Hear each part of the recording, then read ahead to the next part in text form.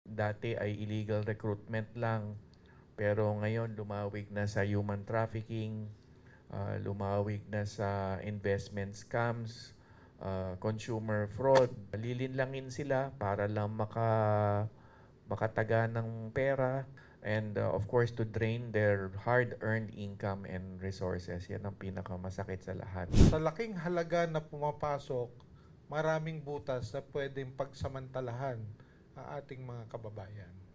Para matutukan ang cyber safety ng mga OFW, pumirma ang Department of Migrant Workers at Cybercrime Investigation and Coordinating Center o CICC ng Memorandum of Understanding.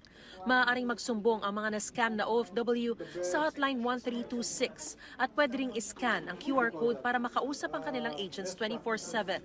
Pinasubukan kong tawagan ng hotline at sa loob ng 1 hanggang 2 minuto, Yes, hello sir. Narinig niyo po ako?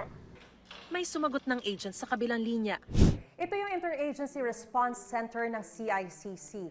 Dito tinatanggap ang lahat ng reklamo na may kaugnayan sa cybercrime o yung lahat ng tumatawag sa Hotline 1326.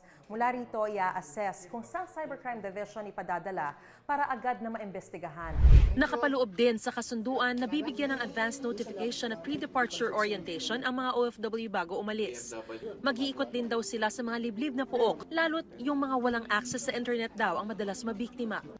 Nagpaalala naman ang 2 ahensya sa mga OFW na mag-ingat sa love scam, lalo't papalapit na ang araw ng mga puso. Lilitaw yung scammer na incognito, yan, online, hindi nakikitang muka. Kung magkita man, eto na, ay yung pala sa fast food, sa mall, hindi sa opisina ng isang recruiter na lisensyado ng DMW.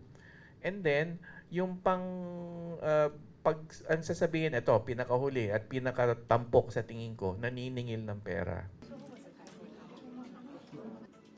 Meron akong papadala, ibayin nyo lang yung lock, kami nang bahala kapata. So, ganun yung sistema. The big attacks in the US, ginagamit nila organized crime to attack for them.